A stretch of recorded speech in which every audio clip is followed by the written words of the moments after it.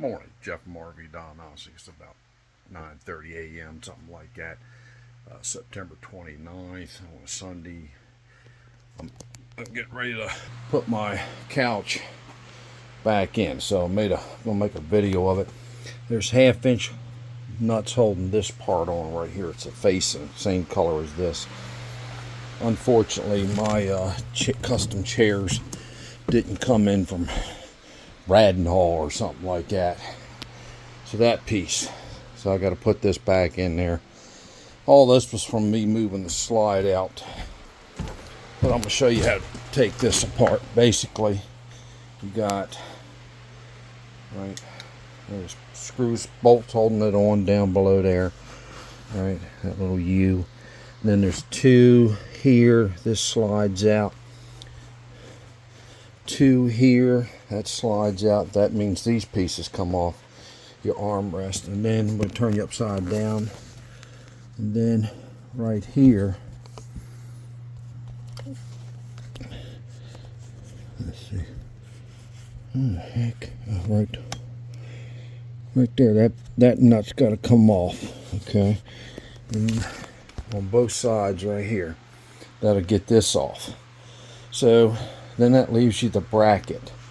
And what I did, I put it on in big blocks right there. I think they're 8x8s or something like that. Basically, that's how you do it. I'll open this up for you, show you a little bit more. Oopsie. And right there's another bolt that's coming out. Right there. And I got them screwed in like air by T20s, I think, or 25s, just to hold it up, get it off the ground. And of course, this will come off, make it easier and lighter. All right, I don't know if that was helpful. It was just a short video. Caffeine's starting to kick in. I got to get this done. And I got a couple other little things to do. Then I'll pull it out and see how this rad electric bike rack works. It hangs over a little bit. I'll show you. And I got a car dolly. So, hold on. Go down here. Yeah, see? There's the hitch for the car dolly. And it goes here. It's got a pretty long hitch. We're going to see how this works. If I don't like it for the turning radius, like when I turn the RV, then I'll undo this part, put this up against there, but then I got to worry about that hitting. Alright. Just a quick notation there. I'll put you on pause. I'll get back, do a little assembly, disassembly. Disassembly first, then assembly. So the three sizes you need are 1/2 inch, 9/16, and 7/16 to take the various nuts out of here. Alright, you can use deep well too, a little bit deeper than this. Alright, a little mistake I made when I took it out. I thought that my theater seating be here, but it isn't. And we got a Beaver rally to go to on the East Coast, Virginia Beach. So when you take it out, each screw mark it. I had to find new holes and all, but I got it to where it lined up. I put this on first, make sure I had space and all, and that'll hold it. Now you put these ends on the armrest, right? Then the bed frame system goes in, and these are already threaded holes. They got nuts on the other side. Like, here you go. There, see, that's threaded. So I don't take this apart. I just bring it in like it is. And I had a heck of a time. So instead of using the screws I took out, I actually used self-tapping hex heads. Man, that worked a lot better. Alright, so that's a little bit more stuff. I do mess up once in a while. I should have marked them, but I thought, well, I'm getting my new stuff in. So, I ain't get it in. Everything's slow now. Even me, 65. I'm going to put you on pause. I'm going to continue. Alright, so now the hard part. Turn around. When you put this in there, this piece right here is curved up, so you got to put it on an angle like this and then curve it up. And then these bolts right here, that bolt is going to slide into these mounts right here, these little cutouts. It sounds easy, but it's not. So here, I'm going to turn the video off and have a cup of, and I'll put it on hold for you. All right, so I'll show you where they caught. All right, the back ain't on yet, but see, you got the fronts. See the slot? It goes in there. You make sure the washer's on the outside. All right, now we're going to tighten these up a little bit. Okay, you see that one? And then I'll raise the back. I'll put you on hold right now. Oh yeah, I almost forgot something else. Let me take this thing, turn it off. Freeze up a hand. I had these, okay? I'm gonna zip tie the whole thing.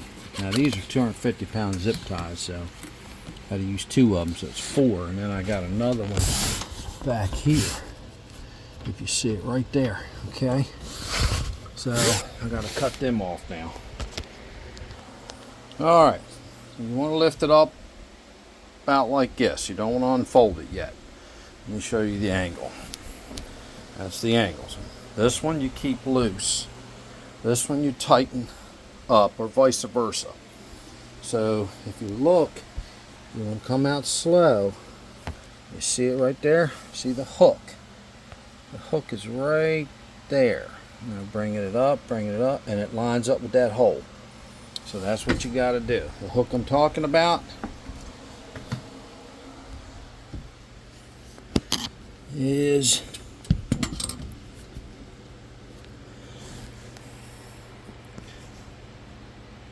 right there. It'll line up with that bolt, which is threaded. The nut is welded onto this. Okay. So there's 2 on each side. So we do this slow. We get it done. We don't punch no leather. And when I have to get my theater seating in by, I forgot the name already. Something Bradenhold. It's Amish made, American made products, wood and leather, power headrest, blah blah, toe tickler, you know. There you go. So, excuse me. I'm gonna continue on, and I'll keep you posted. All right, so here we go. There's that screw I was telling you about, the bolt and the washer. You gotta make sure you put a washer on there. All right. So don't blind you to death. Put you on pause, tighten this stuff up. It's all 1/2 inch, 7/16. Alright, so here we are. You want to make sure that these are in their hook. Okay? Like right there's one, but it don't have a ball hole. So this fits many different configurations. Remember I told you that piece right here, hold on. Sorry about all the movement. Right there. That curves up. If you watch it bend. There you go, and it curves up. There you go. I might even leave the mattress out because we don't use it, folks. Alright, so there she is. She's bolted, mounted. Now I just got to put the front on and my zip tie here. Yeah. Hold on, folks. I'm going to take a break. Alright, so now we put the front valance on, or bottom of the cushion, whatever we mean. And it goes right there. These black bolts. So that's all on. I got a stuck zip tie. I got to get it out. It'll bother me till I get it out. Alright, so this one here, you got to get it tightened up. Those are 1/2 inch. And pretty much just throw the cushions on and we're done. Alright, thank you for being patient on this video. This is basically do the opposite, to tear it down. Just be careful. I zip tied the whole mattress thing together, the bed spring system, so when you bring it in, it'll go twing and come apart, and you know, your wood there, your dash, or your seat, and rip a hole in it. All this was done by myself, so it ain't really that heavy, folks. I think that spring system is like 25 pounds, 30. It just looks big. Thank you very much, Jeff from RV Diagnostics. What's the motto? Test, not guess. Give me a thumbs up, like, comments. Trust me, folks, I answer them. I think last month I answered 840, 850. Let's call it 840-ish comments. People were asking stuff, and some of them actually want to come here to go to the school. And I have, for you full-timers or people that are in travel on the East Coast, we're like mid-Atlantic. Like to the west is the Chesapeake Bay, and to the east is the Atlantic Ocean. Ocean City, Maryland, Rehoboth, Lewis, famous places. Well, Delaware, the first state. Anyway, I have While You Wait mini campground. Water, sewage, 50 amp, all that. All I ask you to is that be like when you got your gray tank, just let it drain back in the field. That way I don't fill up my sewage tank, which I have to get pumped out. I do not have a per se a drain field. I didn't put that in. I just put a big old concrete 600 gallon. I have 2 wells, 2 septic, one's for the house, of course, and then I even got Wi-Fi here now. I had to set all that up. I got 1 light pole I put up with a 50 amp service, and I'm going to put one over by the wellhead that's 168 foot, so y'all don't run into it. I'm going to put a light there, and they're LEDs, solar, so I keep them on low. That lights up pretty good when you live out in the middle of cornfields. Light is a light. Thank you very much, Jeff from RV Diagnostics.